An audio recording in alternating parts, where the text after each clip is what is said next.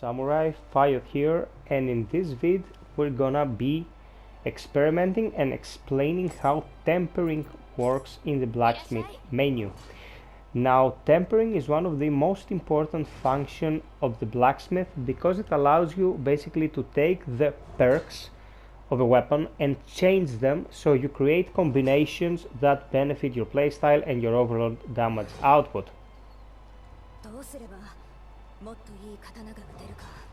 Come on, woman, speak your piece. Okay, so we're gonna go into temper, and what we wanna do here is pick one of the melee divines that I have here. I really wouldn't suggest you deal with temper until you have divines. For the largest portion of your time you'll probably be using divines before the ethereals come into play, so you have to go to Way of the Strong or Dream of the Strong as it is in Neo 2, and you'll start getting divines, especially from Twilight missions. So go and do those a few times so you get a few drops. You can dismantle them for divine fragments as well. So as you can see, most equipment pieces have a locked perk on them. It's this, like the Imbue Water here, or the legendary Mikawa Warrior. This is of course the set perk, and this was an elemental one, but most weapons, if not all weapons, will in one way or another take away one of your perk slots from the get-go by giving you one of these perks. Now we're talking of course of high quality stuff. I don't know if there are standardized perks in any of the commons of the whites, but we don't want to deal with those anyway. We want to deal with the divines. So first and foremost, you have to make an educated decision about which weapon you want to work with. You will be spending a lot of materials and a lot of time tinkering with said weapon, and you want to optimize it and bring it to peak condition so you have exactly what you want. One thing we have to remember, and it is very important, out of this whole bunch of perks, every single one of these slots can be used. So you want of course to have as many perks as possible. I'll give you an example here. I started working on this Seething Dragon. Now as you can see, the Seething Dragon has two standard perks. One is Imbue Corruption and the other one is faster key recovery when enemy is killed. So in battle I kill an enemy, I get faster key recovery, and Imbue Corruption improves damage and has the corruption effect that can be applied to enemies. So I get two exotic perks from the get-go, and the basic break and block stats of the Seething Dragon are really strong. So this is a good choice. It's gonna save me a lot of headache to get, well, two random perks of exotic value on my weapon, and I can work from there. As you can see, there is no inheritable effect here. The inheritable effects, I'm gonna give you an example, are like on this sword, the damage bonus familiarity A-, that has a square pointing at another square. You can see it here.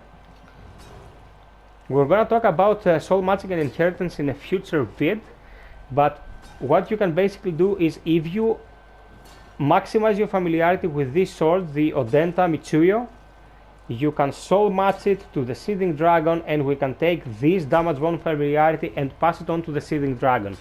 So my Seething Dragon now has all the perks but one, which means when I inherit a perk from another weapon of my liking, I will have a full set of perks here. That's optimal, although I'm kinda cheating the system by having two standardized perks here. This is pretty optimal. This weapon is gonna be very viable long term. So what we're gonna do, we're gonna pick a weapon. We're gonna pick this Raijin Claw, for example. We're gonna go into it, and we have our perks here. Now on the left you see what you have, and on the right you see what can go into this slot and what it will cost you.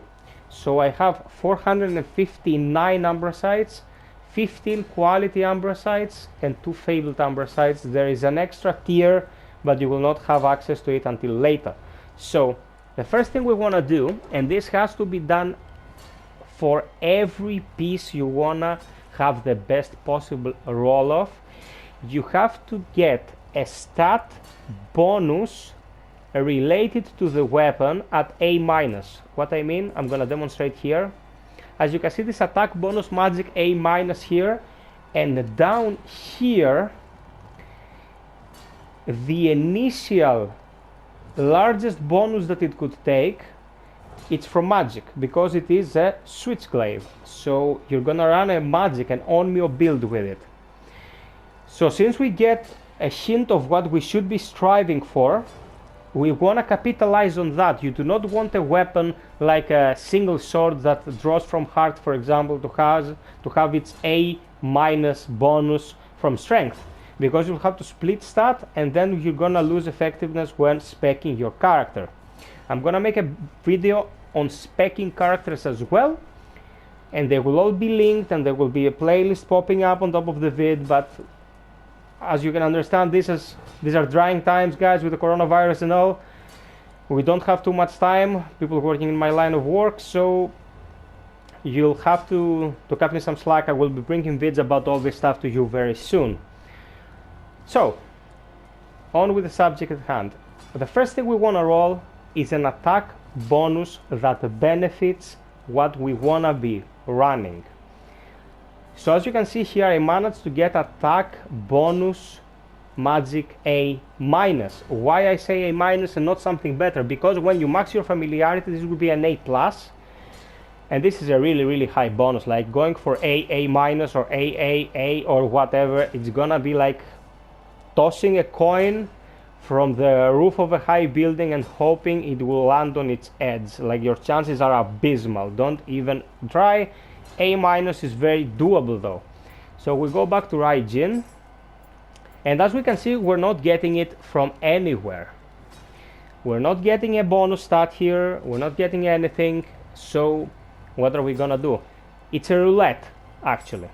If we change one, everything below it changes, and lo and behold, attack bonus heart A-. Now, heart is not the best because this is a switch blade, but you can understand how it works. As soon as I keep tempering with what I have on the left, I will be getting different choices to the right. So in order to save as many materials as possible, I want to be trying my chances with Umbracite, with simple Umbracite. The cost is high, like 20,000+ per roll, but you can cheat this by backing up your save and then loading it up and trying again, because you're gonna get cancer otherwise. Believe me, I played like 400+ hours of Neo 1 from Way of the Strong and upwards, trying to optimize for PvP, trying to optimize for builds, and every time we'll have to spend like 3 million gold to get the weapon the way I liked it. So you don't want to do this to yourself. You want to get a memory stick, or you're gonna get PlayStation Plus, upload your save, do what you will. If it doesn't work, download your save, and so on and so forth. Everyone should know how to do this now, right, like up to this point. So you don't want heart A+ here, but if this was a katana, a single blade, that would be perfect. We would go down here and we would roll with Fabled, Umbracite, and this is the first step for creating a perfect weapon. So now that we changed this, we cannot inherit an attack bonus perk from another weapon. We cannot have attack bonus from familiarity, for example, and attack bonus from heart, because those two clash. You can only have one attack bonus perk, but you can have other damage boosters. I'm gonna give you an example. I don't know if we're gonna be able to roll something here.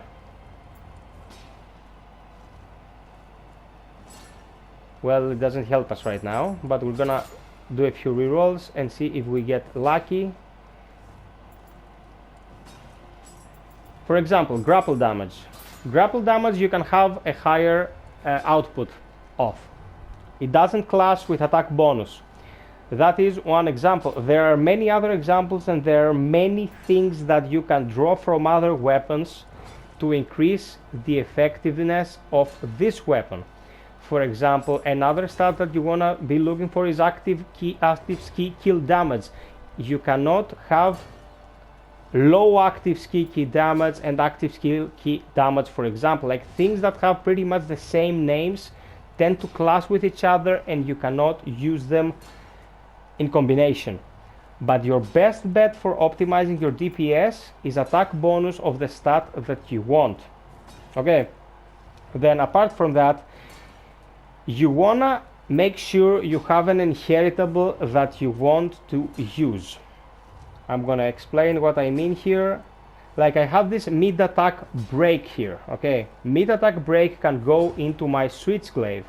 So if I take a step back and go to soul mats, weapon, my base should be the Raijin, and the material should be,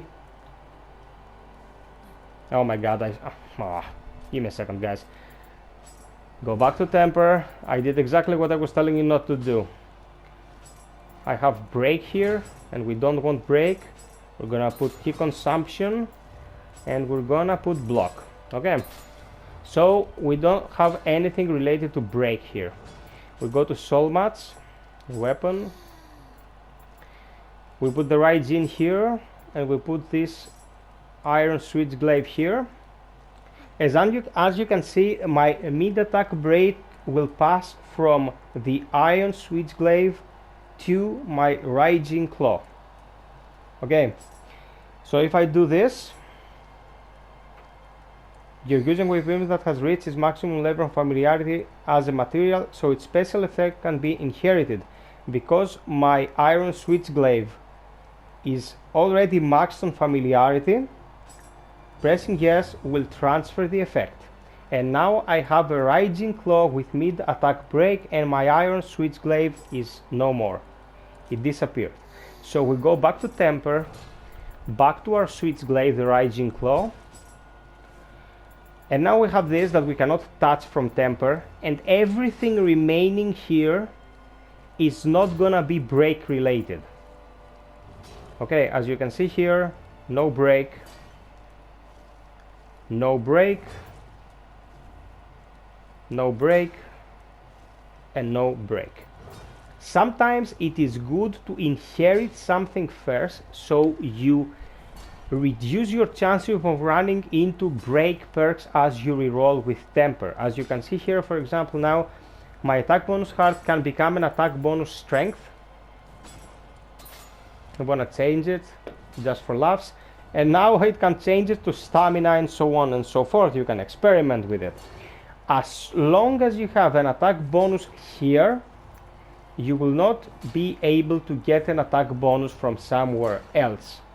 Okay, in Neo 1 you could transfer melee damage as an inheritable from really well rolled, like RNG rolled pieces, inherit them and put them in the weapon that you wanted and really optimize, but we're gonna take it one step at a time.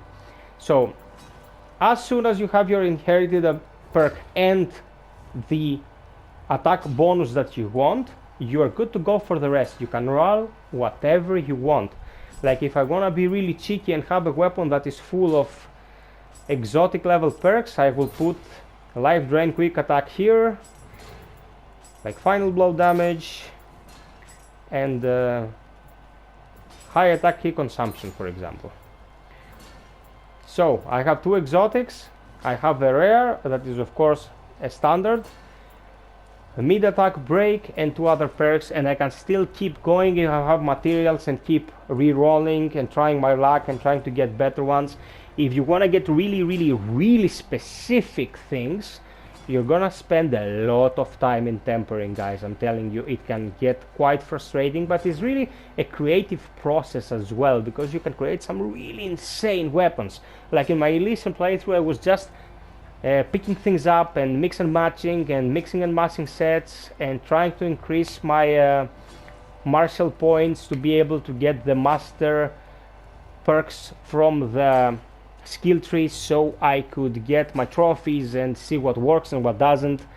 But after your initial playthrough of Dream of the Samurai and going into Dream of the Strong, you will really want to have good stuff on you.